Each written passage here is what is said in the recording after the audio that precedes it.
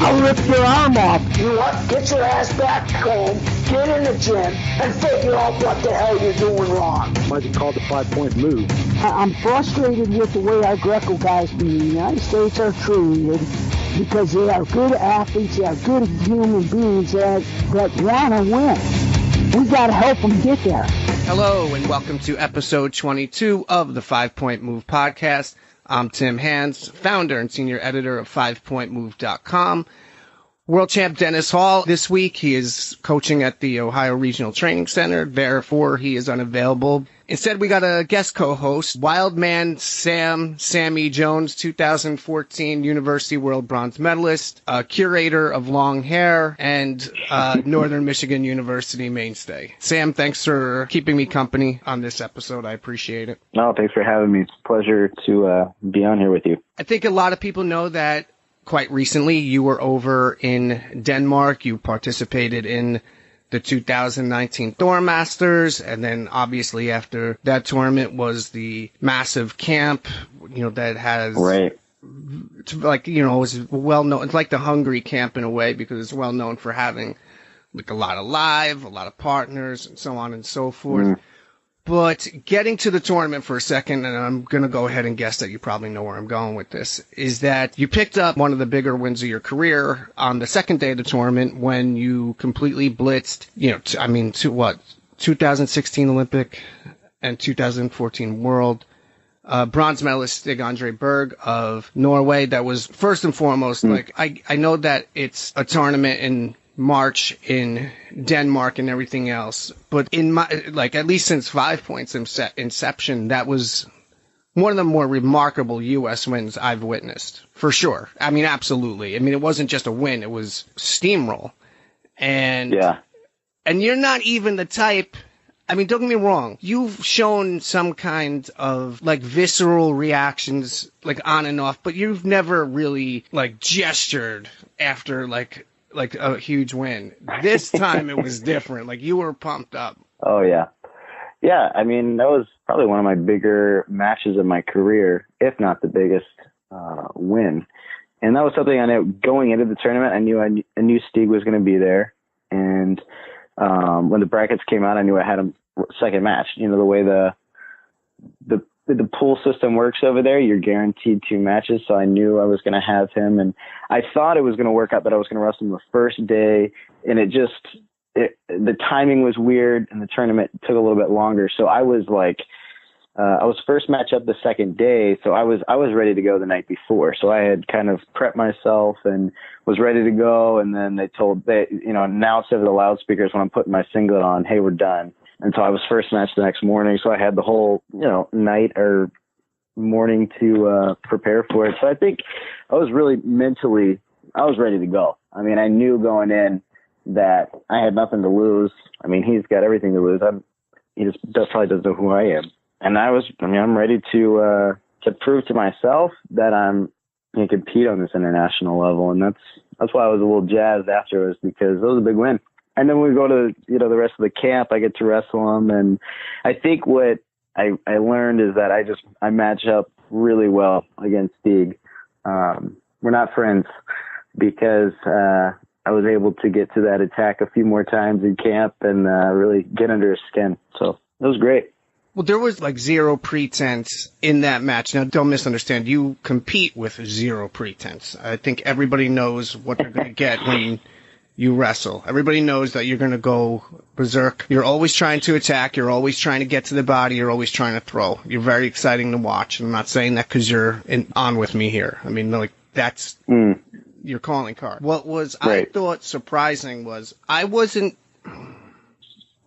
certainly wasn't surprised over the first throw. It startles you. Don't get me wrong, but that's not what was surprising to me. The second one, the clincher, that was wow, he went back to the well again, basically. And he had locked up high, and I remember, I clipped it, and so therefore I watched it a dozen times right away. And I think Linlin was saying something just pull him down, just twist him down. And you were like, nope. You were like, hey, he's going up. So that part was awesome. Stig's got an insane front headlock, and I kind of knew that going in, that he's going to go for my head. He's got this, when you're in the standing position, he just really has this off balance. And if you watch the match, he kind of drops me to my knee, I think 1 or 2 times, and he's trying to go to that front headlock, and that's just what he does. And so later on, after I got the first throw, he goes for that front headlock, and I just go into his body. And when I was in that situation, it was either I was going to get choked out or I had to throw, So that's why I went straight over the top, because I couldn't hear what Matt was saying. I'm just thinking, man, I got to get this guy's body close to me and pop my hips.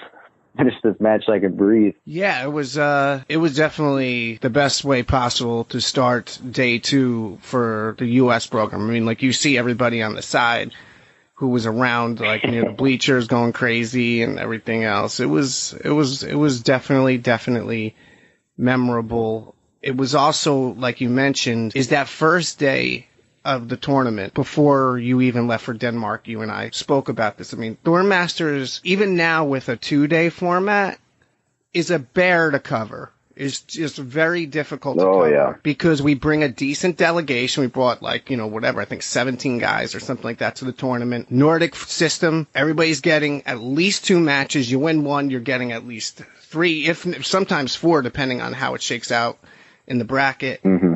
And there's a lot of matches to account for. There's a lot of matches to pay attention to. It's tough. It's to be honest with you, it's tougher than the World Championships to cover. As far as coverage goes, because the world's is split up. You have 3 or 4 guys going one day, a couple guys going the next day, whatever. I mean, you can deal with that. Right. But anyway, yeah, so what I thought was interesting is that Thor Masters on Friday began late, like I think around 3 or 4 o'clock in the afternoon for you guys, right? Yeah, we started wrestling at 4 p.m. 4 p.m. And then they couldn't, and then you think, because you wrestled, I think you wrestled Casper Raven first, right? Yeah, I wrestled Denmark first. I mean, because I think I had in my weight class fewer guys, so it was kind of like they do a round. They started at like 67, so I miss a whole round. Then we wrestled the second round, and then just the way it shook out, we didn't end up wrestling the second round to the next morning. So we had, sitting around, you're trying to stay warm the whole time. It was a long tournament that first day. After the win over Stig, you had 2 more matches. They did not go in your direction. And, I mean, ultimately, that's not the most important part of the trip, really. I mean, you want to win the tournament. I understand that. You want to get on the podium at least. I get that, too. Right. At the same time, like, it's the camp and the tournament. That's the package deal that I think everybody's going over for, especially this time of year. That being said, was there any kind of, you have a huge win. Was there any kind of, like, I don't want to say adrenaline dump or letdown or anything like that necessarily, but at the same juncture, was some of the steam kind of missing going into the other 2 matches at all? No, I don't think so. I mean, the guy I lost to from Ukraine took 5th at the World Championships last year. He's not, no pushover. Certainly not. I mean, you didn't get a lot of kindness from the official in that match, if I might say. Yeah.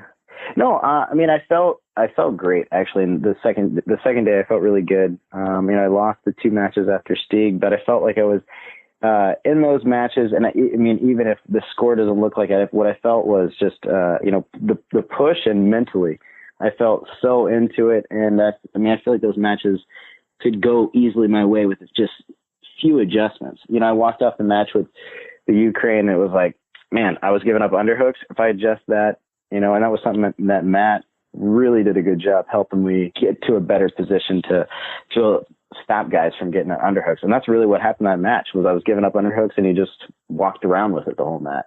So I don't really think there was an adrenaline dump or, like I was off this high, like, whoa, I just won this big match, and then you just kind of go flat. I think I wrestled close matches, and I felt great. You certainly looked good. It was a fun tournament to watch, at least for many of our guys. Some guys didn't have fantastic luck out there, but they'll develop, they'll improve. That's part of the deal. Something else we had touched on. This was supposed to be in a preview article prior to the Denmark trip, and we had talked about it. It was an awesome conversation, but that is obviously your hair. Your hair is long. it is. Now, I mean, you do a really fabulous job of trying to manage it like pre-match and in-match and stuff like that. But at the end of the day, it is still like you're a savage. That's why you're Wild Man Sam. Is it all right? The first question is it any kind of problematic distraction? No.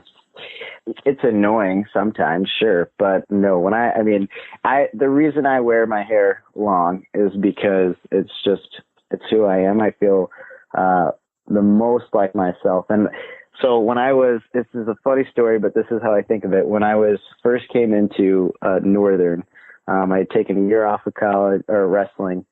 And when I came in, my hair was long and I had this like scraggly beard, and I look at the film and I feel like I wrestled just like a wild man, because I was coming in and just trying to throw everyone. And I love that kind of, I guess, just like explosive wrestling. That's my style of wrestling. And I feel like when I'm clean cut, I guess kind of like look like I'm in the military, just clean cut, sharp. I just don't feel like myself. And so I'd rather be kind of this wild man, I guess, mentality. If you stand across the mat from me and I've got long hair and tattoos and whatever, if I look the part, maybe I'll get in your head a little bit. But really, it's not a distraction for me. It's what I like. I say this as a very confident, verified. I say verified because there are children, heterosexual male, and I do think you look good with it. Hey, I appreciate it. You wear it well. I appreciate it. Yeah, you wear it well. If you have, I don't like to assume, but let's say, okay, you do have children, okay? And I'm not trying to put you in a box, put pressure on you or anything like that. You're still a young man. I mean, then I know you have a serious relationship or whatever, but either way. If you have a boy, is that a slam dunk? Is it a slam dunk that A, you lead him, or her really, towards wrestling? But if it's a boy, would you consider naming him after? Oh, I haven't really ever thought of that. First thought is probably not, and I don't really have a particular reason for that. I've never really thought about naming my son or daughter after me. If I have kids, I hope to have kids, but I don't know. When my wife was pregnant and we learned that, we have two kids. First one's a girl. She's 7. When we learned that she was pregnant with a boy, like that topic obviously came up. And I was just like, first off, and I'm not trying to be funny when I even say this. I don't think I profile as the kind of guy who could get away with having a junior, first off. I just don't. I don't know how to say it. Like, I think that there's certain people who can. One of my brothers has a couple boys. One of them is named after him. Actually, you know what? Even better or worse, depending. He's named after, my brother's already a junior, so his son is the third. Okay. Which, I don't know, whatever. Good luck with that. But, for me, I was just like, nah, you know what? Because I'm not trying to judge. It's just that for me, it just would seem like an ego play. Right. I would want, in part, some level. Yeah, that's kind of what I think as well.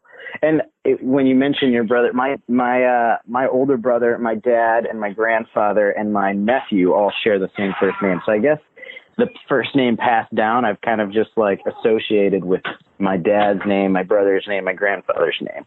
So I think that's probably also why I think, I'm not going to have another Sammy. Maybe I will, but maybe I'll have a dog named Sam. I mean, that's an awesome segue because our two guests for this episode are WCAP national team member Luke Sheridan and then Sam Hazewinkel. So, and Sam, he's just the nicest guy on the planet.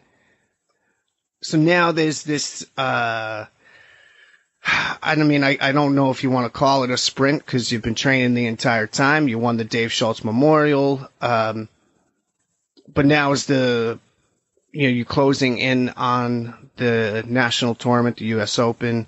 When you're this close out, which is, literally a few weeks, basically, almost not even. Does anything alter in your training plan? Right now, my focus is weight management. Training hasn't really tapered down yet. It will soon, I anticipate, but right now we're keeping pretty intense practices going. I think mentally is, that's the biggest, intention, is getting your mindset right to compete. It's a long season and, not a lot of competition, but a lot of training. And so sometimes I find that, at this time of year, you almost start to self-sabotage and, you get tired, or you let yourself say you're getting tired, you're ready for a break. So just kind of eliminating those thoughts and getting ready to compete is what I'm focusing on right now. But the tapering physically hasn't started yet. Do you, maybe as a stress reliever, I don't know how you do it, but do you play guitar every day? I play music as much as I can. I can't say every day, because I do get busy with work and wrestling and whatnot. But music is definitely something I go to relax for sure. I do like to play guitar a lot. Well, I mean, look, this comes up a lot, especially with senior athletes, is the concept of balance and things like that. And you put out some video on Instagram, I think it was a couple of months ago or whatever it was. It's an interesting story about that I'll get to in a second, actually. But and it was amazing. Like, I had heard you played, but it was incredible. Well, I thank thought you. It was wonderful. Yeah, I started playing in college. My mom and dad got me a guitar to help me to process, I guess, or have an outlet, like you're saying, some balance, and it really helped. And that's really kind of what it's been for me. And it gave me a way to actually. That's how I proposed to my fiance, was with music. So it was kind of a sweet story. Oh, that is a king romantic move. Like, hey man, when you got the best woman, you got to do the best. You got to do the best proposal. Did you ever jam with your opponent in the Dave Schultz Memorial? Yeah, actually we did a lot back in the day. When Travi and I both lived in the dorms, he was a night owl, and he would always come knocking on my door and be like, "Hey man, I got some tasty jams I just learned," and I'd go over and he'd, we'd play some music together. Yeah. Oh yeah. Okay, well, I think now is a good time to bring in our first guest, and that is Luke Sheridan of WCAP, national team member for the first time in 2018, went to Indiana, and is currently preparing, like everyone else seemingly, for the U.S. Open. Represent your team or club with top quality singlets, board shorts, and two-piece uniforms from BarbarianApparel.com. Get creative with team logos and custom designs that make a statement on and off the mat. Worn by the pros and trusted by national teams all over the world, Barbarian Apparel supplies wrestlers with the look and feel they need to conquer the competition. Team orders and discounts are always available. To learn more, stop by BarbarianApparel.com today and save 10% off using coupon code BA10. Barbarian Apparel. Style everyone notices. Quality everyone respects. Okay, so Luke, I know that you're certainly you're in peak shape. You've seen you compete already twice this season alone. You went to the finals with Schultz and Armed Forces. I think Armed Forces you did both styles. So you're obviously okay. But given that fact that last year you had the sternum issue where it was cracked, broken, whatever, that kept you out for a bit. Just to be clear, you're 110% right now as we are a few weeks away from the Nationals. Absolutely, 110% healthy. I don't want to point a finger because I've been doing this a lot in content. You've had the Armed Forces, so you've had somewhat of a bridge. You had Schultz at late January, a few weeks later was Armed Forces, and now obviously the Open is in a couple weeks, late April, however you want to say it. On the same token, this has been a hot topic for me, and I don't mean to bore you with it, Luke, because it really kind of hasn't been necessarily all your problem at all, because like I just said, you've had at least some competition so far. But there isn't, for the majority of the country, there hasn't been a lot of competitive opportunities.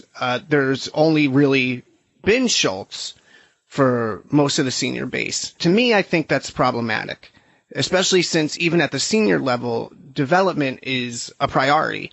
We don't have the kind of national program that is completely stuffed with what you would call finished products. I know that people talk about training blocks and training cycles and so on and so forth, but am I off a little bit when I rail how we need more competition domestically, considering that we used to have Sunkist and then NYAC in November, and then even there was the Minnesota Storm Cup for some years there.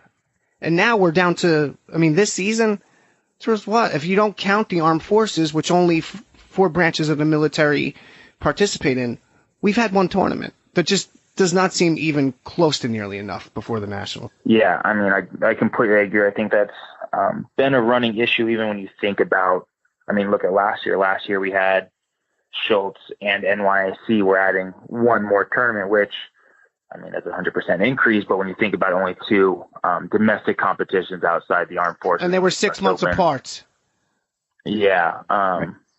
It could definitely be frustrating, especially for us athletes. But I think from an athlete standpoint, I know Sammy can agree with me. We do what we can. WCAP went out to Northern Michigan and we trained with them for a week. It was my first time being out there, but for us as athletes, I don't want to say it's not my problem because obviously it is completely my problem, but I'm going to do and trust what my coaches tell me to do. Is it frustrating? Of course. When Spencer says, hey, we'll get you, we're going to get to where we want to get to. Just trust in the program, trust in the process, and we're going to get there. I think as you get older, you worry more about the things you can control. I can't stay up at night. Man, I'm looking at all these guys I've trained with overseas, and they're all with each other in Hungary, and they're all with each other in Sweden, and this and that. I can't control that, So I think we just kind of, for us as athletes, just worry about what we can personally control right now. Well, you just did some of the legwork for me because that was actually next on my talking points for you, and that is you are a vital contender for the world team spot at 97 kilograms, and the 2 guys who comprised the world team trials final last year, Giangelo Tracy Hancock and Daniel Miller, have both spent a good deal of time overseas, especially Hancock, who was, obviously he went to Croatia. After Croatia, he went to Hungary, and then he was in Germany and closed out with Denmark. Miller went to Croatia. Miller went over on that trip as well in the late fall to Russia, Sweden, and Finland. You just said, can't control everything. I get it. But when you see your 2 main competitors get that kind of time in, does that, I don't want to say play with your head at all, but is there any part of you that I don't even want to say concerned, Luke, but is there any kind of, I hate to say competitive jealousy, but that's kind of where I'm going with it. Oh, absolutely. That was kind of something I was talking about early last year. I remember multiple conversations with my dad. I call my dad being there twice a day, every day, and my mom, but we were talking about Miller going places and Tracy going places and this and that. And it was, to be honest with you, more me complaining. And you're not leading me into this answer by any means. Absolutely. It was something that came across my mind. But at the end of the day, them going there and me not, that means I need to do the right thing when I'm here more often. That means when I'm on my way home after, a crazy lift, I'm exhausted. I'm like, man, that Taco Bell, ooh, it looked good. That drive-thru is clear. Hey, coach cars around. They're not going to see me. No, I can't be doing that stuff. I need to be doing the right stuff, all the time to keep up with that. So, initially, yeah, there was I personally had a negative feeling about it for myself. But, the last, let's say 6 months or so, I've had, a lot going on that's made me look at things different. And to be honest with you, Miller and Hancock going overseas, Miller and Hancock getting this awesome training and having the success, all that's doing is making USA Greco better. All that's doing is making me push myself more and more to have to keep up and hopefully pass them. It's nothing but good for the sport. So, was I jealous? Absolutely. I'm not going to sit here and act like those thoughts didn't go through my mind. But when you look at the silver lining of it, them going there is pushing me just as much as it's pushing them. Right. Yeah, I think that's the mindset you have to take. Because I feel like I experienced the same type thing. We had to fund our own trips to go overseas. There's no competition. That's why I went to Denmark, because there was there's no competitions.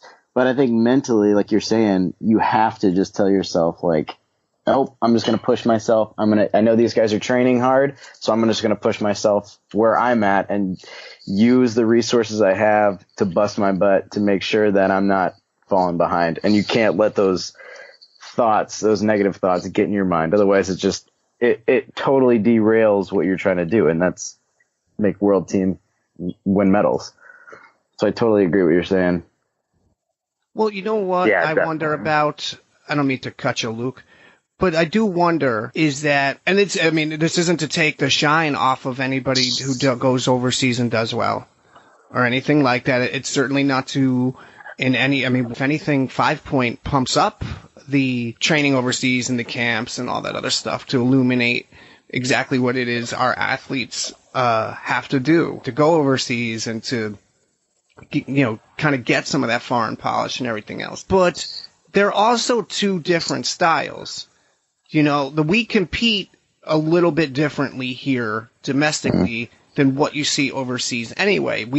This has been a factor that has been in place in United States Greco for a very long time, is that there are guys who, one way or the other, maybe they compete better against international opponents, but that doesn't mean that they just because they did well in a couple of tournaments in Europe that they're going to all of a sudden just walk through a trials tournament. That's not exactly how it works, especially since we have a physical kind of freight train style that seems at every big major domestic event evens the playing field anyway. That's certainly how I see it. Yeah, definitely. Or go ahead, Sammy, my bad. No, I was just going to agree and point out a couple of wrestlers that I think, the guy that comes to my mind is Alex Sancho.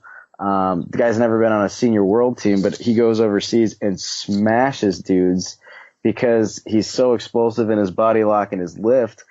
And the guys overseas, they're not used to, it's either they're not used to seeing that or they just can't defend him. But he comes back to the U.S. and then he's got Ellis and just hasn't been able to make the team. So it's frustrating with the different styles. I love wrestling the Europeans. I feel like I have a harder time with the U.S. guys than the Europeans. Right. Last thing I'm going to do is in any way, shape, or form judge or critique the way that our program has to sustain itself domestically to function, to select teams, to whatever. It's just that the Europeans and the American guys who like to be open assimilate into a much more scoring-friendly style. Whereas here, when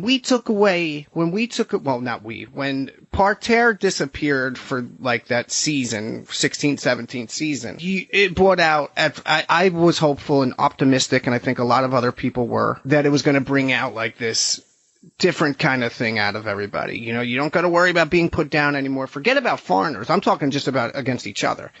Because that's usually a line of demarcation, too. The more experienced senior guys are going to, even if they're having a tough time on the feet with a guy who's maybe not as developed or as experienced, he's going to get on top and he's going to find a way to end the match. That's a lot of times the protocol.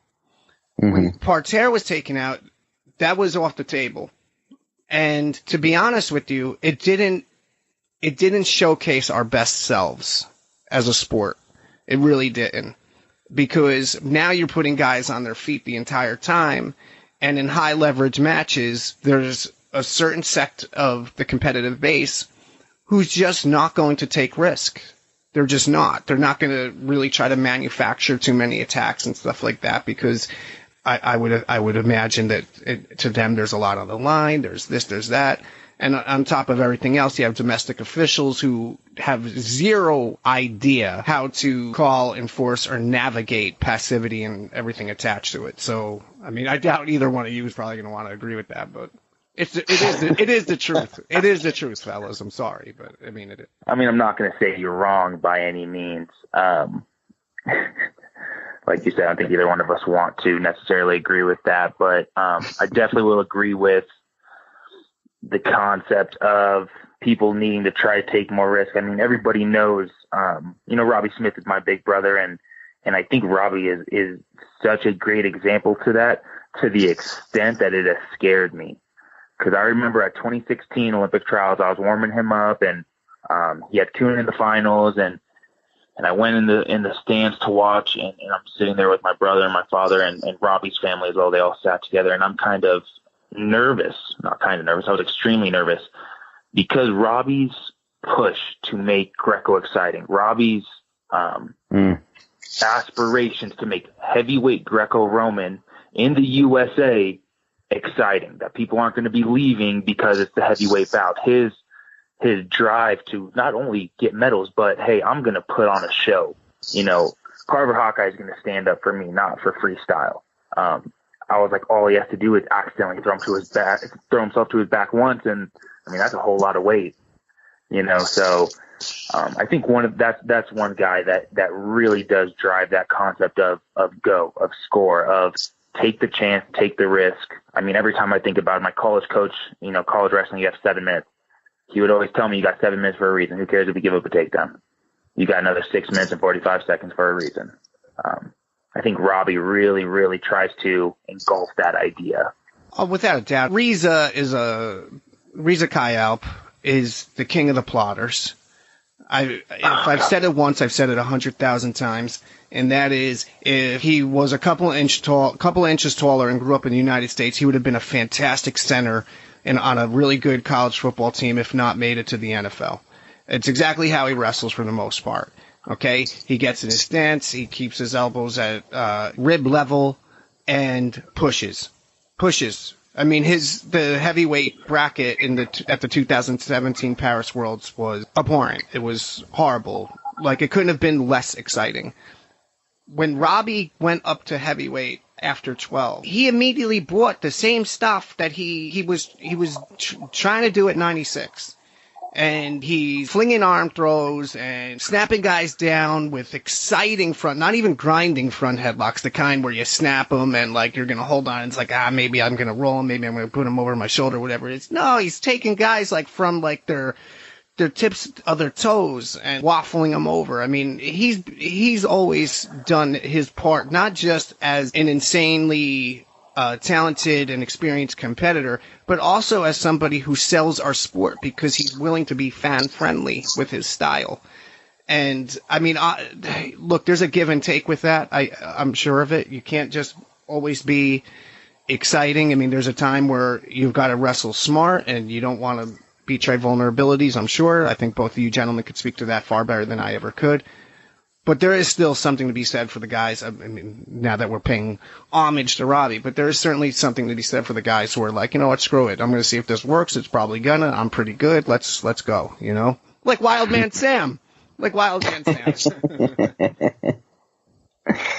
man, it's fun to throw people. It's fun to watch too. All right. Well, Luke, you've had Armed Forces in February. Now we're close to the Nationals and whatever, and then the whole damn thing kind of envelops after that. Has this space in between the Armed Forces and what's coming up in Vegas, has this been, a good training block for you, a good kind of interim? Yeah, I mean, don't get me wrong, it's been great. Since bumping up to 97, especially this year, we've kind of gotten close to when I say I mean my coach's and I's goal of me at 97. I mean, at Armed Forces, it was plus 2 kilos, both days Greco and freestyle. But I got to eat breakfast both days before weigh-in. So my training cycles have definitely changed as far as what I'm doing because I'm not worried about cutting weight, which I never should be at 97. Last year I was a little heavy because, I was coming off some injuries and some military obligations. I loved Luke. I'm sorry to cut you. I loved how you looked even right off the bat at 97. You wore it well. I appreciate right it. Off the bat. Yeah.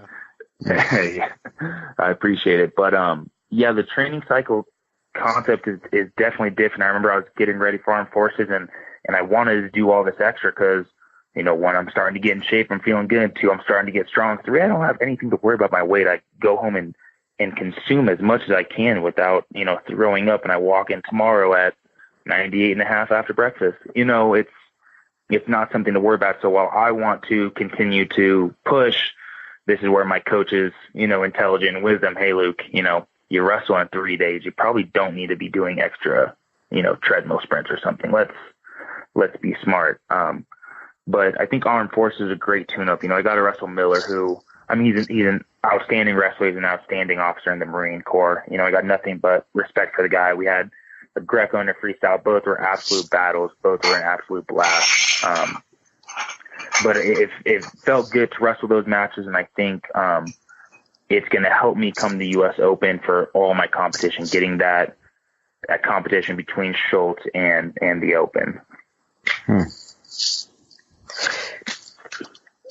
What's the I don't know. I really know nothing about this. I've only heard this through the grapevine. But what's the form or like the WCAP meetings? Whatever is going on. Y'all's got. I heard y'all have new practice times. What is all that? Is that like new? Has that been around for a while? I'm just way behind or way out of it. No, it's so basically it's our military obligations as far as WCAP as a unit has 17 different Olympic sports within it. So of course all of us know, the wrestlers and Spencer Mingo and Jamil Byers who kind of started this rampage, but WCAP has grown into 17 different sports right now between Olympic and Paralympic athletes within the Army. Okay. So we have what we call a lot of remote athletes. So we have bobsled and luge and rugby 7 who, are in Lake Placid or in San Diego training. While they are soldiers, they're soldiers with MOSs and everything between, and they're assigned to WCAP. We have certain trainings that we are mandatory, that you have to do annually. So basically once a year for a week, we bring all of WCAP. We bring all of WCAP into Fort Carson, which is, Colorado Springs. We get all these meetings done. We do a lot of functions as a group. We kind of mingle and whatnot, kind of catch up on everybody's year in review. So that's kind of the idea of it, with these meetings being all day. We got to maybe get a little extra practice in the morning. As soon as it's done, Coach Lewis says, hey, get to the room and, just break a sweat, get something in. So it's definitely an interesting week. It's an interesting week to have close to the U.S. Open. But, that's kind of the upside of being a soldier is, as cheesy as it sounds, we're taught to be resilient. Hey, you got meetings. Oh, you need to work out? Sorry. This is the one week of the year that y'all got to do this. So that was like last week? But it's also cool. It's right now. So, okay. Yeah. So you're going to hang out with a couple days. All different athletes from different sports. That's kind of sweet. Yeah, we got a lot of... Sam is so into really... making friends, man. Come on. I dig it. Yeah. You would fit great in the program because it's cool because we get to mingle because, like our bobsled guys, we have people on our bobsled team that are Olympic gold and Olympic silver medalists that are in the Army. So it's really cool to talk to these soldier athletes about, their sports and with the sacrifices they made and, sit there in the morning before the meetings and BS at breakfast, or, we got Paralympians. So people who most of them got wounded while in Afghanistan or Iraq recently. And now are with us doing archery or pentathlon, triathlon, swimming. One of our Paralympic swimmers got a gold and a bronze in Rio. So it's really cool to get to see all these people with different perspectives, learn about their different sports. It's fun. Yeah, man, that's really cool. It seems like it might be a little inconvenient for practice, but you're still getting to tap into other guys or, other women's mental battles that they've gone to or whatever. I think there's a lot to be learned there. I think I would fit in. The only problem is if I have to join the military, I have to cut my hair and shave my beard. So that might be the only problem. Hey, you're not the only person that has an issue with it. Don't do that. There's some woman from WCAP who she participates in the sport. I don't even know what it's called. It's where like you do a bunch of different things and you also shoot a rifle and hit a target. And then you move on to something else. I forget. I don't even know what it's called. You're talking about modern pentathlon. So you're talking about either Samantha Achterberg or Isabella Isaacson. Okay, well, whichever one it is, I follow on my personal Instagram, and she's really attractive. So whichever one that is. Oh, that's awesome. Okay, well, Sammy, do you have anything else for Luke, or do we let him go and enjoy the rest of his evening on his girlfriend's birthday, as it were? Oh man, no, I think I'm good, and tell your girlfriend happy birthday for me, and yeah, go enjoy yourself, man. No, thank you guys, I appreciate it. Timmy, thank you. I'm sure we'll keep talking very soon. Sammy, it was great to actually get to have a little bit more of a conversation with you. Hopefully, we can keep that rolling. Hopefully we can get WCAP back out to Northern or get you guys out to WCAP. Man, that was fun. I digged it.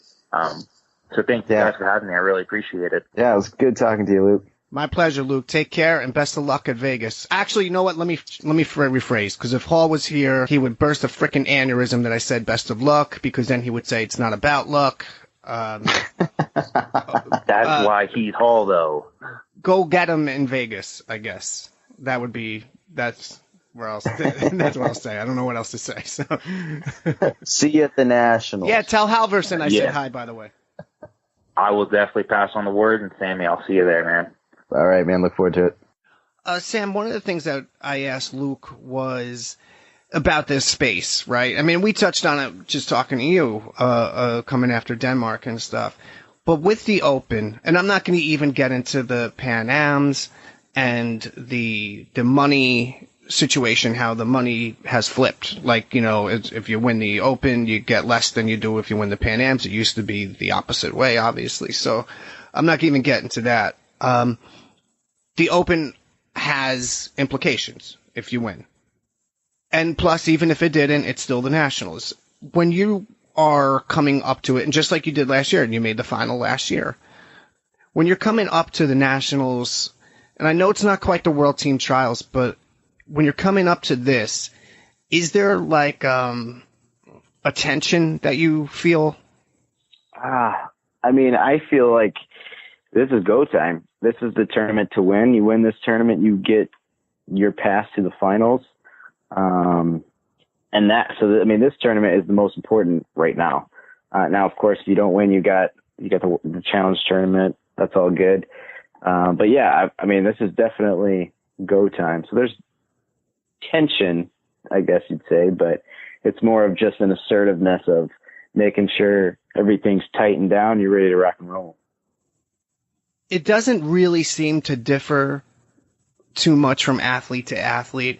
Some athletes have told me both publicly and even privately that when one of these major, if you want to define it that way, one of the two major domestic tournaments pops up, it's like, yeah, of course, this is what you do. This is why you're here, that sort of thing. But at the same juncture, like, athletes do compete with expectations in their minds and things like that. So, I go into this tournament. I feel like mentally myself, I'll speak for myself, but I would say most go into this tournament with a different mindset than say going into Schultz or an international tournament that's in, that's not a world championship. I think you mentally go into it differently, knowing that this is kind of not necessarily all or nothing, but this is the bigger of the tournaments that we'll compete in throughout the year. When you are entering a tournament that has, a financial reward on the back end, does that enter into your mind at all? Or is it just straight about the competition? Like, do you ever think about the potentiality of winning money? I definitely have. And it had a negative effect on my performance. I think it was just too much. It was an added stress that was unnecessary. That's not in the sport to make money. It's a nice little benefit, nice little bonus. And it is something that, I do need just like everybody else does. But going in with your intention on the money is you're already going in wrong. I think your focus for me, or my focus, I need to be, set on how I'm competing, how my body feels, how mentally I'm going into each match. That's all I need to be thinking about. You can't even, that's like thinking about, your finals match when you haven't even weighed in yet. You're way too far ahead. So that's definitely been a factor. It's been something that I've thought about, and it affected me negatively. So now I try to not think about that at all. Just take it one match at a time. I understand why it's out there in that you are all professional athletes. I don't want to hear anything about amateurism and amateur wrestling and whatever. That's antiquated, and on top of everything else, it's woefully inaccurate, especially relative to this current generation and how we operate and how things work and whatever else. It would be also disingenuous for me to like ignore the fact that, you know, you are all vying to win world and Olympic medals. I mean, that at the end of the day, beginning of the morning, that's the end game. That's your chief. Right. You don't really need too much else of an incentive, I would imagine. Absolutely. Yeah, absolutely.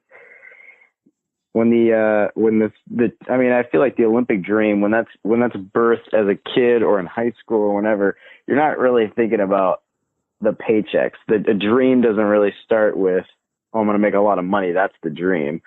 I mean, that's, at least in my situation, I think in most, anything that you're passionate about, the idea of money, usually that comes later. It's not the first thing you think about. So the incentive of, I want to be an Olympic champ, that's what you're thinking about. You're dreaming about that, not a wad of cash. Yeah, you get that wad of cash when you go to clinics. Yeah, I mean, it helps. The reality is that money is a necessity.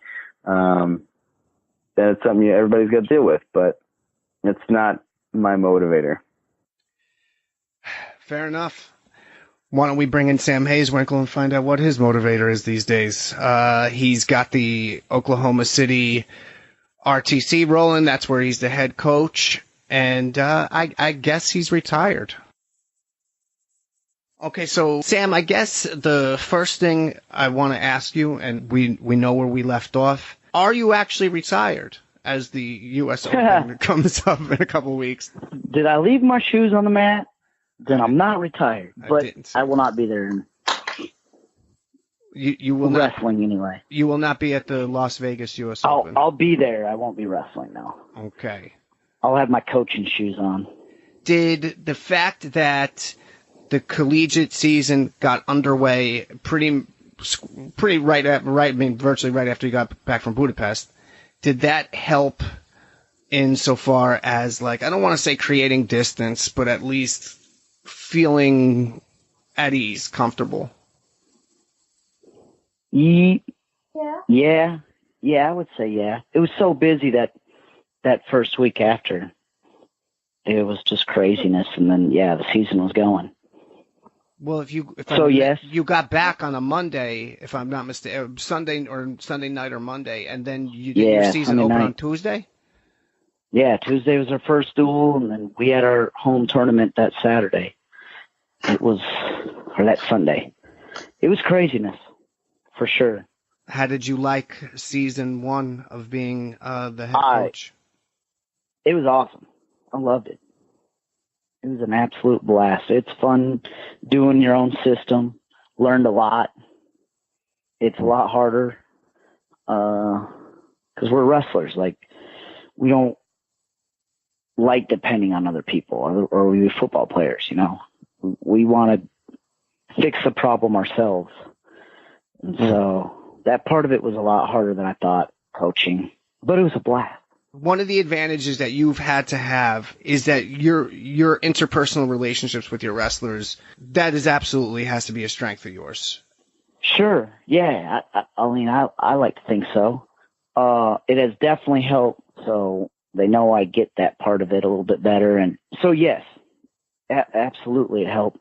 But I'm still having to learn, you know, it's easy for me to jump to like advanced strategy when they're not ready for it. And, you know, it doesn't work well. You don't jump over Algebra 1 into Algebra 2 because you're lost. So that was like one of the things I had to learn. I would just kind of like, hey, don't you see this is what they want? And they're like, no, I don't see it. And I'm already like moving on. So you need to do this. And so I had to slow down and back up a little bit, and, you know, stuff like that I had to learn. But on the overall, it certainly helped. You know, I'm not asking them to do stuff I wouldn't do. Well, I mean, I think I know you well enough to know that you definitely are like a door's always open to my office kind of coach, right? Yeah, absolutely.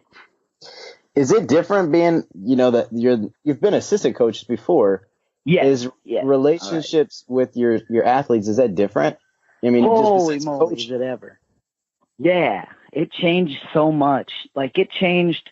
Being the guy training is the best. Right. I feel like your buddies with them. and you're gone a lot. Nobody questions anything. And then assistant coach, you're still kind of the buddy. You got a little, if you say something, they need to do it, not they want to anymore. And then all of a sudden you're head coach and all the decisions are on you, and it's different. For sure it's different. Are they obeying because they have to? Or are they obeying because they agree with you? It's just a different power dynamic, I guess. It's definitely different. It's hard to put in words, but it's crazy. And I tell people all the time, like, when I was assistant coach, I knew exactly how much money every kid should get, like what they're worth, how good they'll do, what they are for the team. And as soon as like, the decision rests on you, you're like, how much is he worth? Is he worth this much? It's a risk. It's crazy how the confidence just drops out the bottom immediately. I imagine so. I know you go from like the cool uncle to like the dad, the overbearing dad. And, I mean, guys go to you different. When you have your assistant coach, you'll talk to him about your life and what you're feeling. Right. And what you disagree with the head coach, you'll kind of tell him. And then when you're the head coach, guys don't talk to you the same. It most definitely. It's certainly a different dynamic. And I think I bridged it all right. There's a lot I still got to learn. I did very much more like if a guy wants a day off, take a day off. Like just tell me, and be honest. You want to go on a date with your girlfriend, and this is the last day. You're like, all right, go on a date, get in a workout this morning. But if you're doing it every week, then I have a problem. What I don't want is the guys lying, like, hey, I'm sick, I can't make it.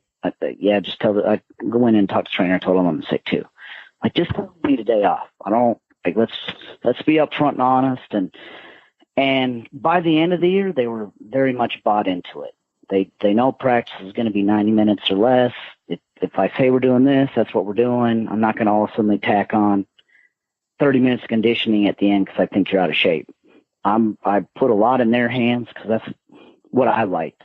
Yeah. I wanted to go hard when it was time to go hard, and I didn't like when we did a whole bunch of extra because somebody else was being an idiot. Like I put in my effort already.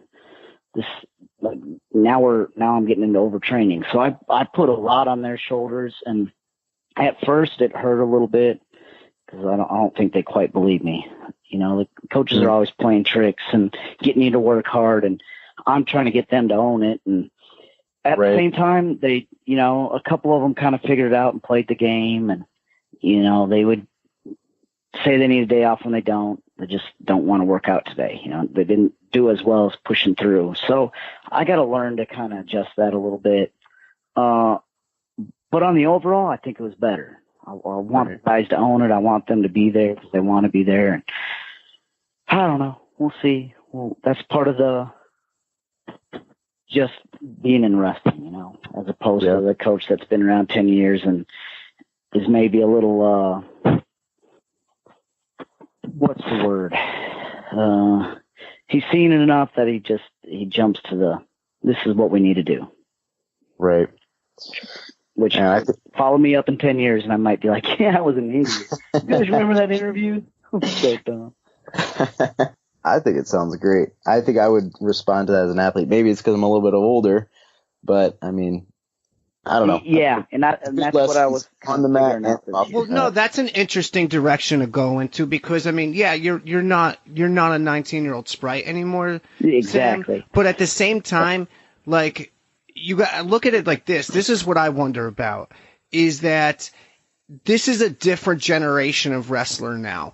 Who's inundated with social media and a litany of other distractions and whatever else. And I'm not judging it. It's just a fact of life. This is the sphere we're all operating in.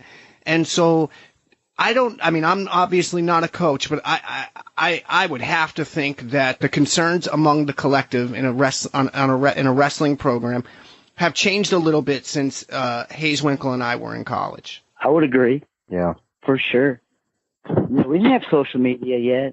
There was YouTube was just coming out. Facebook was the only social media, and it was still like, I remember everybody was signing up my freshman year, and I was like, it was man, MySpace and Friendster, stupid. bro. MySpace. Yeah, and MySpace was a little bigger. You could do stuff with your background. You could put little elephants if you wanted, or whatever. I put a Roman Colosseum. I thought it was the most awesome thing ever. I really totally did. Right? Oh, my gosh. I'm so embarrassed when I think about it now. But, yeah, I did. I remember the jokes, putting them together. My face.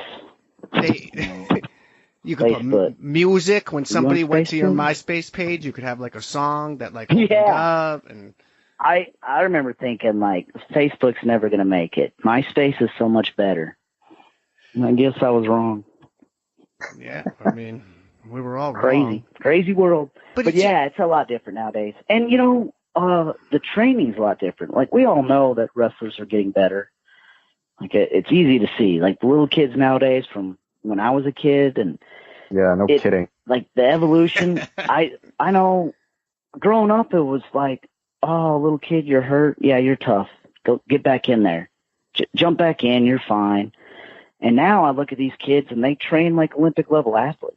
When they get injured, it's a legit, they pull the muscle. Like, they need to recover like Olympic-level athletes. It's maybe not the same time frame. They don't need 6 months to heal up because they're still young. They only need 3 months, but they still tore a muscle. It wasn't like when I was a kid and that's the first time you've ever strained a muscle, push yourself that hard. Like, get back out there. That's what you need to do. It's a whole different beast. 70 matches when I was a kid is not like 70 matches now. Like, I only faced a few of them were like high level. There's 87 national tournaments now. Kids go straight from Flow Nationals to Fargo to whatever, the U.S. Open to, you can make a world team as a schoolboy now, facing the best kids in the world. Like, those kids train, they get to college, their bodies are a lot more beat up than kids when we wrestled, It's a whole different ball game, and every kid's different. Some of the kids start late, they got tons of energy, and other ones that have already got 1,000 matches under their belt, and you need to rest them a little bit more. How good any of that is, Sam. I mean, honestly. No, for sure. Like, I mean, it's crushing baseball right now. Oh, the best kids are like, they're done before they even get to college. Oh, they're dyeing their hair. Their fingernails are painted black. They're wearing spikes around their foreheads. I mean, like. Oh, man. That's our problem with this sport, man, is that we're not keeping them. Our retention rate is not nearly where it should be or used to be because of this. We're burning them out. They're churning them out, burning them out. That's the problem. Yeah. Right. Yeah, I know I push it a lot more here. Like, weight cutting needs to go. You don't need to be pushing the kids to weight cut. We're smart enough wrestlers now. Very few of our best athletes cut a lot of weight. You get in shape and you go the weight closest to your shape, maybe the one below that. That's like, more than that, you're tearing your body up. It just isn't. There's a couple kids, there's always the outliers, but the majority of kids, you don't need to be cutting a ton of weight. Certainly not in like grade school, middle school. The bodies are trying to grow and we're cutting weight. It's craziness. And we wonder why we can't keep them, Mm-hmm. Crazy.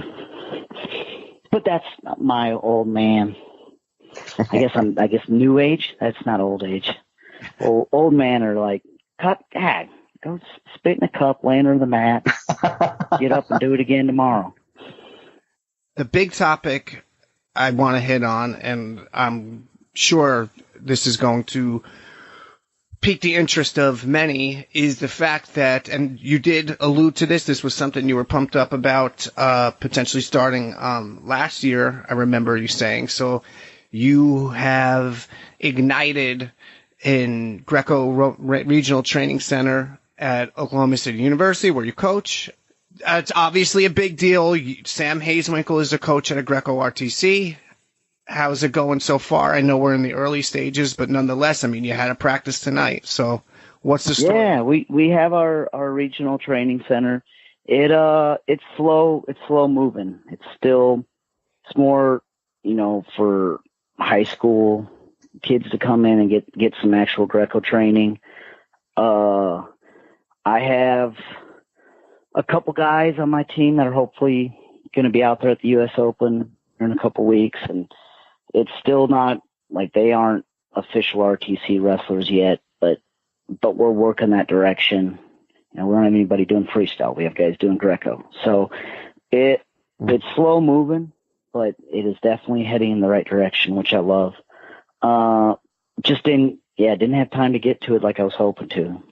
The first year came fast, and fighting battles I didn't know needed to be fought.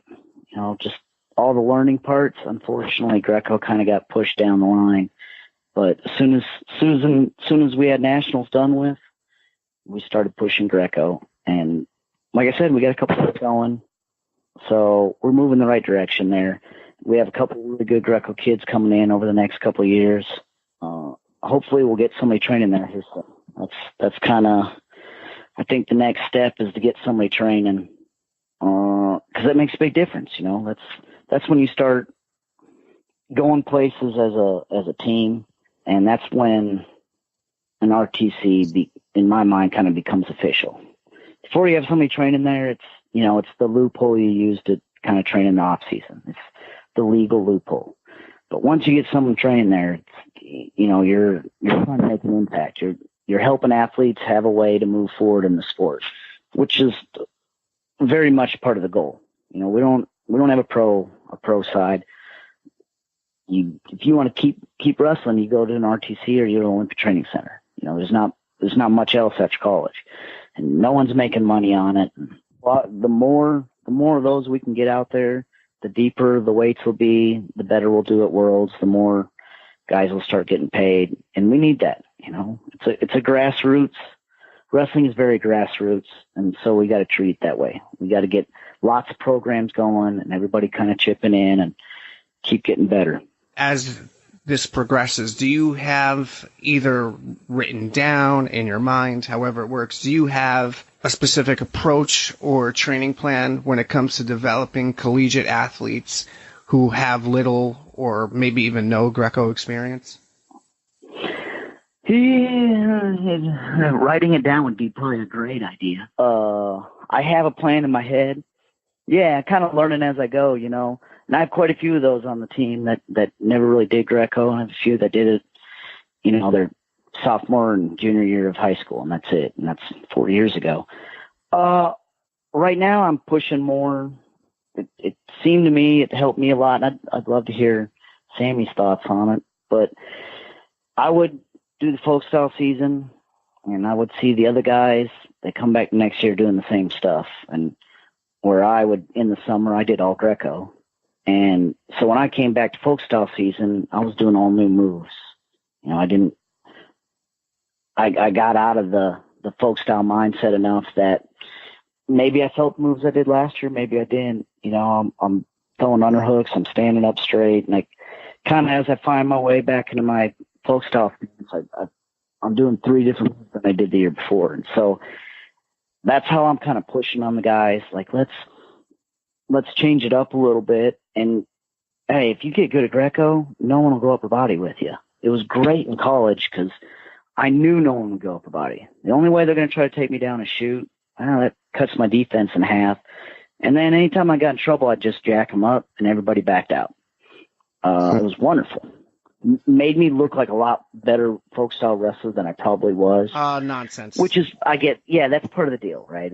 That's what makes you a good wrestler. But it was kind of, Greco's kind of hard to do in folk style. It's hard to just step in, like commit your hips and throw somebody because they can hook legs. But the fear of getting thrown is so big that a lot of wrestlers would just back out. They'd rather back out than take the chance. And so that worked to our advantage. It's part of the good thing about being a Greco guy. And you can see with non-Greco guys, just kids that like to throw, people don't want to go upper body with them. Nobody wants to get thrown in front of their mom and their girlfriend. Nobody wants that. So that played to my advantage, and I think I'm starting to get the guys to see that. It's funny if I can yell it on the sideline and the other team's guy will be a little bit scared. they're like, yeah, pick them up, throw them, it's there. And people will back out, and our guys don't even have an underhook or whatever, he's trying to shoot. But there's a definite truth. You can mess with people when you know how to throw them. So I think a lot of the guys are buying in too. A lot of guys on the team are wanting to learn Greco, and we got guys that are, ankle grabbers, and they like the funk and the rolling, and they're throwing underhooks and overhooks and trying to figure it out. It's going to help them a lot. I'm hoping anyway. I'll let you know more here about this time next year. I'll have a lot better idea. Sammy, did you find that? I know you didn't do a whole lot of folk style. But... Yeah. Well, let's see here. I did not do a lot of folk style. I'm not the guy to talk to about the folk style. So I'm trying to understand. Fair. I'm trying to understand the technique, the technical terms you're using about folk style. I think with the RTC having those guys, transition from such an intense folk style year and then trying to get them excited about Greco. I don't know. Maybe this would be the way to do it, but I mean, as long as you're showing them techniques that are fun. I mean, you got your ridiculous arm spin, arm throw, getting these guys doing these throws that are just fun. I mean, I think that's what will get them to to train it more and incorporate it into their folk style regime. I think a lot of times Greco just kind of gets, I don't know if it gets just pushed to the side because guys don't put a lot of effort in it. Or a lot of time. They don't know, how much fun it is. And like you're saying, how advantageous it can be.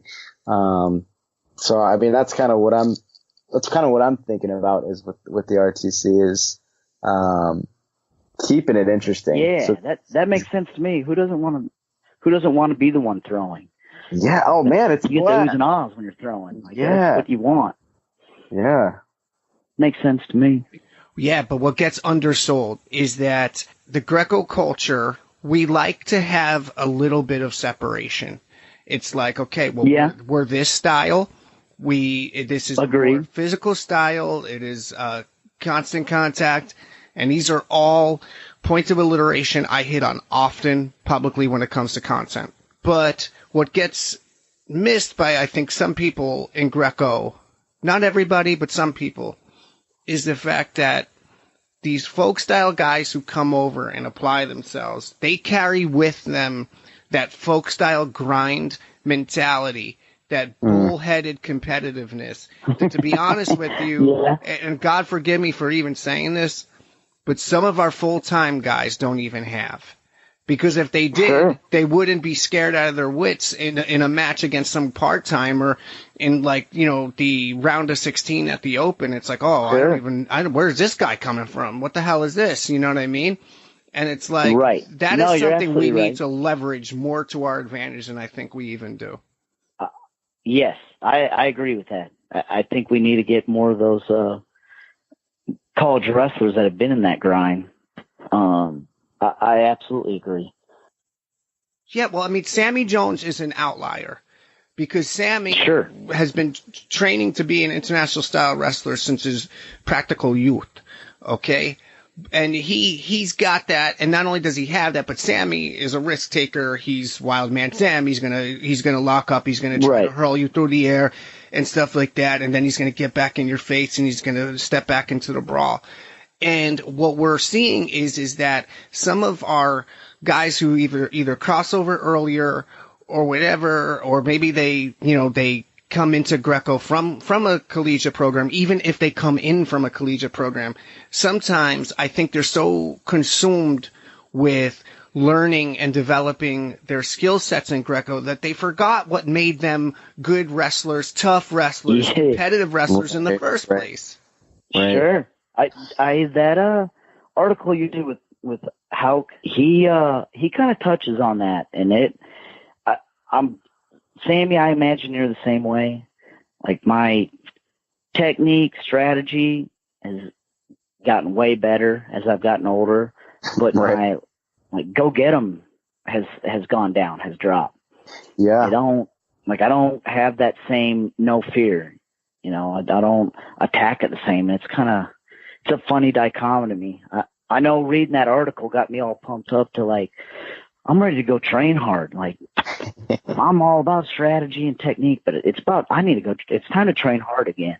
I was loving it. I was loving reading it.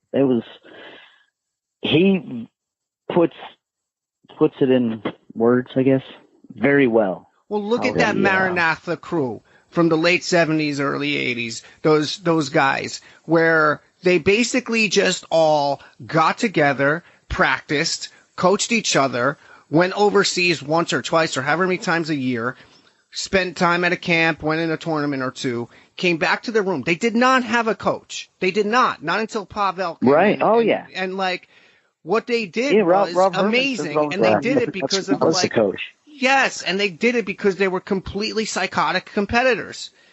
You know, for sure.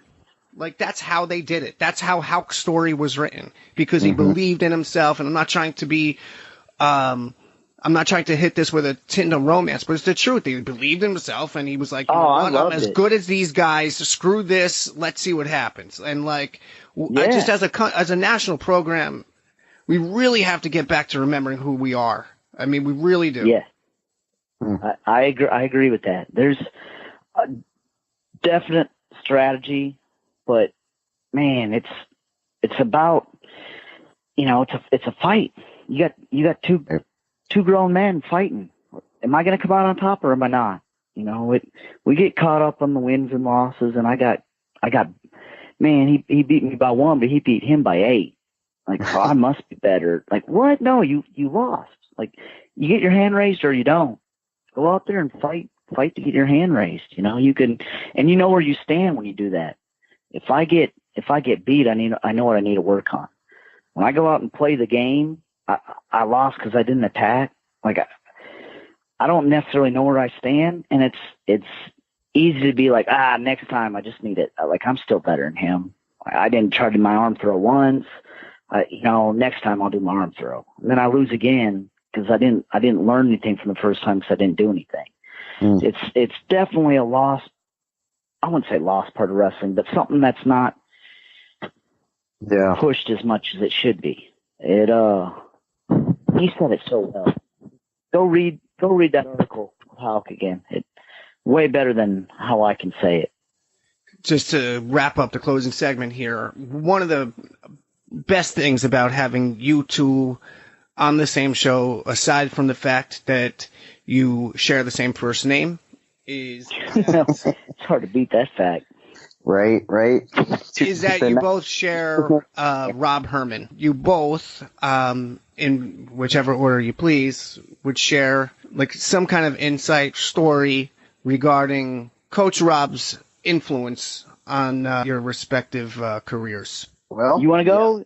I can go. I'm ready. You go first. You go first, Sammy, because you had him first, and then I got to kind of be taken under his wing after you. So you go first.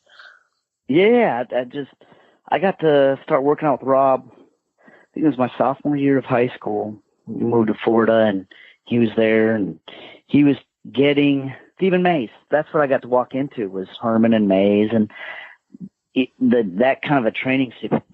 And man, right away, I got to watch a high-level coach and a high-level athlete interaction, and there was all 4 of us in the room.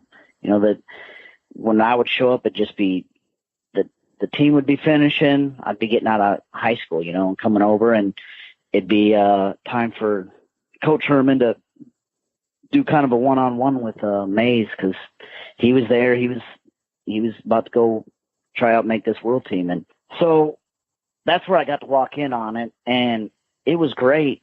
It was absolutely great, because I got to watch his angle with him, and then the angle he took with me. And I know the biggest thing I learned from him was what he would call like his tricks. You know, he always has his tricks, as Sammy knows. Yeah. He has his tricks, you know, but it's his confidence in the tricks.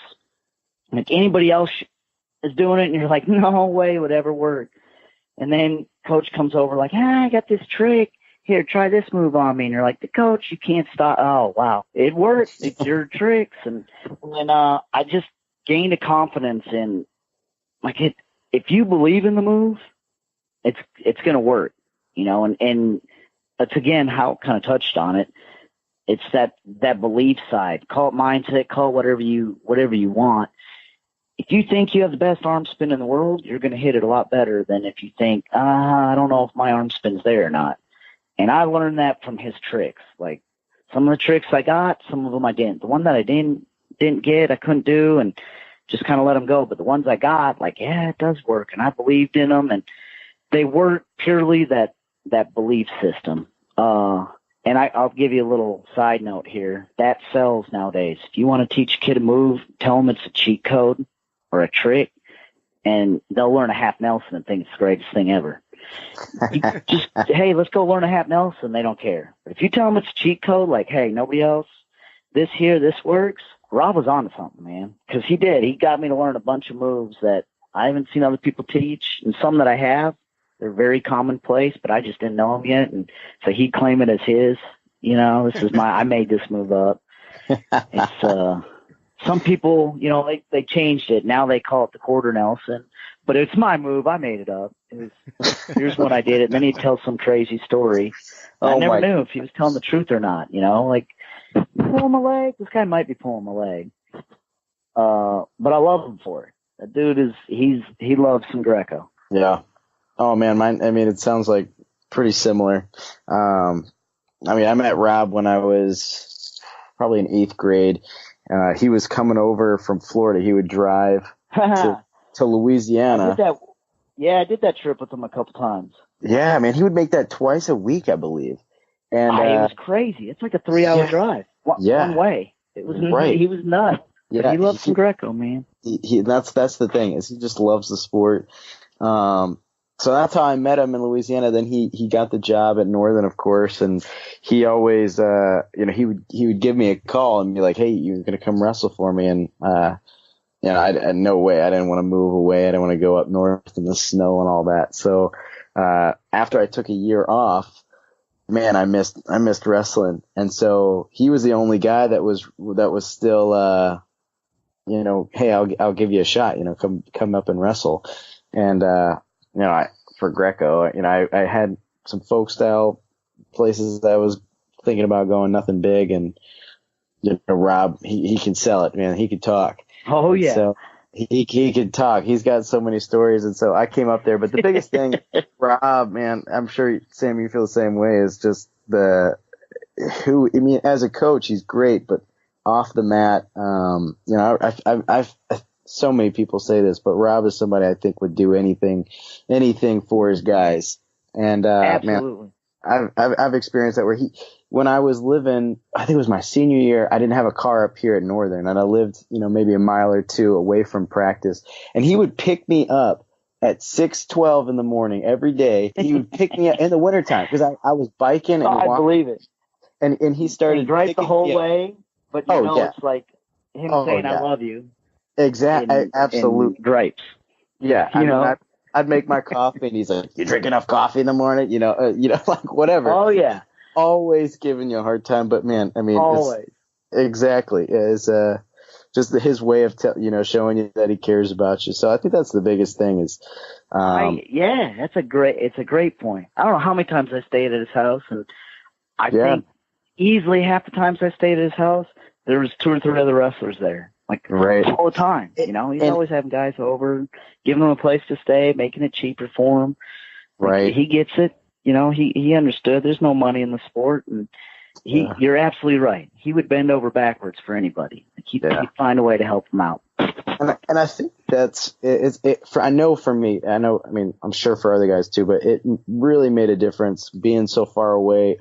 Marquette, if you've been up here, it's a ways away from everything else. So if you're a hometown, small town little kid coming all the way up here, it's nice to have somebody who's who kind of makes you feel like, all right, he's looking out for me. He's not gonna just let me go to the wayside. That's how I feel. Right.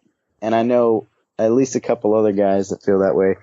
So I think that's the biggest thing with Rob, and of course his tricks and his stories. Man, I've heard every one of Rob's stories 100 times, but and probably 12 different versions. Oh, right. Story. It gets more intense every time. Oh yeah, the fish is this big, right, this big. Right. I love it for sure. Yep.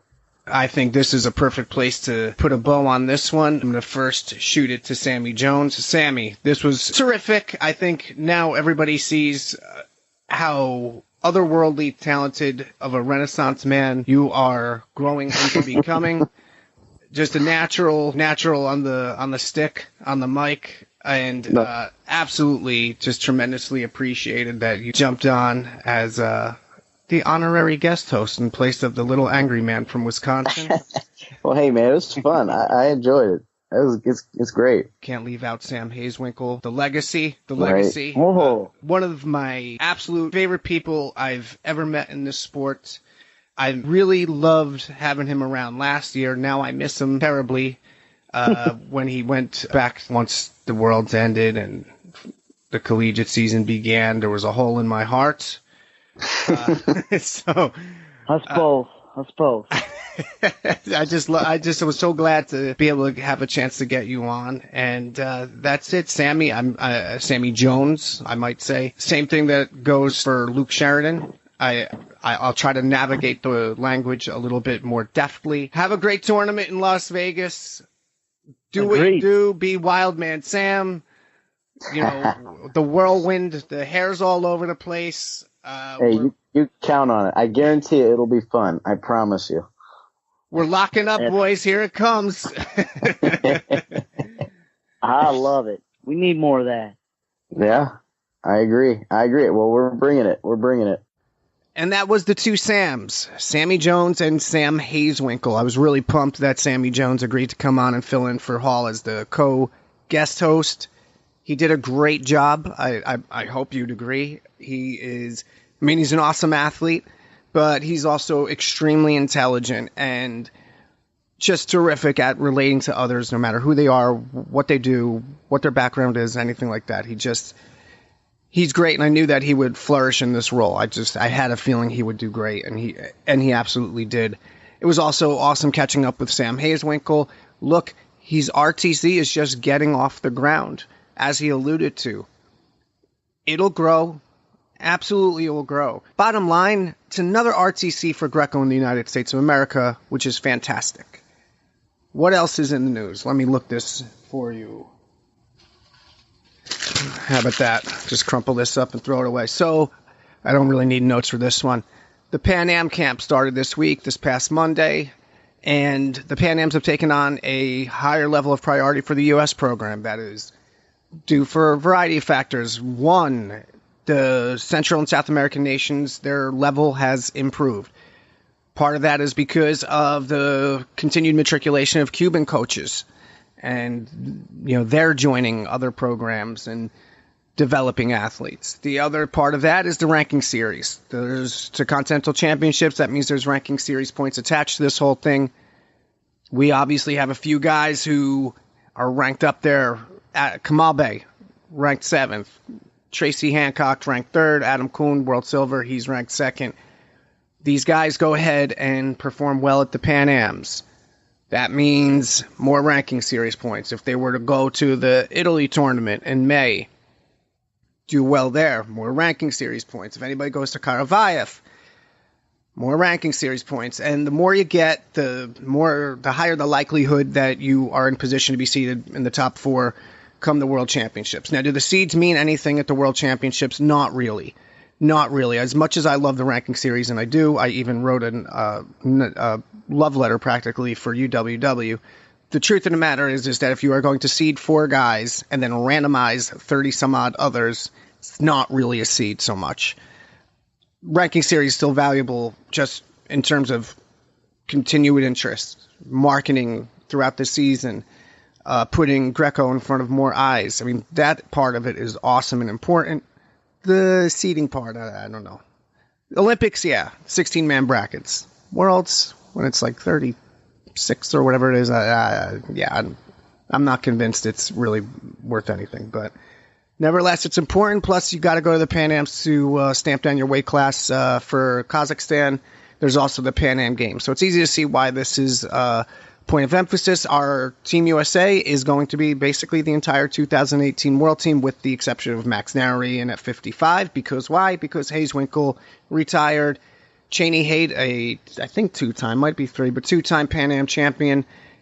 He's coming in at 82 because why? Jordan Spieler walked away. So kind of have it all set up with a great roster. And you got the U.S. Open in a few weeks too, which is going to be spectacular. Damn well should be, to be honest with you. Okay, Hall's been in Columbus this week at the Ohio Regional Training Center. That is why he wasn't on for this episode. He will be back. We are going to be consistent with the podcast, and our next show will include Brandon Paulson. Everybody's been waiting for that one, and John Anderson, so look forward to that. As for social media concerns, you can follow Luke Sheridan. He's on Instagram, LSheridan97. Sammy Wildman Sam Jones, he is on Instagram as well, at Sam in the Circle, one word, Sam in the Circle. Hazewinkel, very easy, he's on Twitter, at Sam the Haze, one word of course, SAMTHEHAZE. I guess we'll keep banging this drum for no reason. If you'd like to follow Dennis Hall on Twitter, that's at Dennis Hall WGW. And for USA Greco-Roman news and athlete perspectives, please go to 5pointmove.com and follow along on Twitter at 5PTMove. Thanks for listening, and we'll see you soon. This show is part of the Matt Talk Podcast Network. For more wrestling podcasts, head over to MattTalkOnline.com.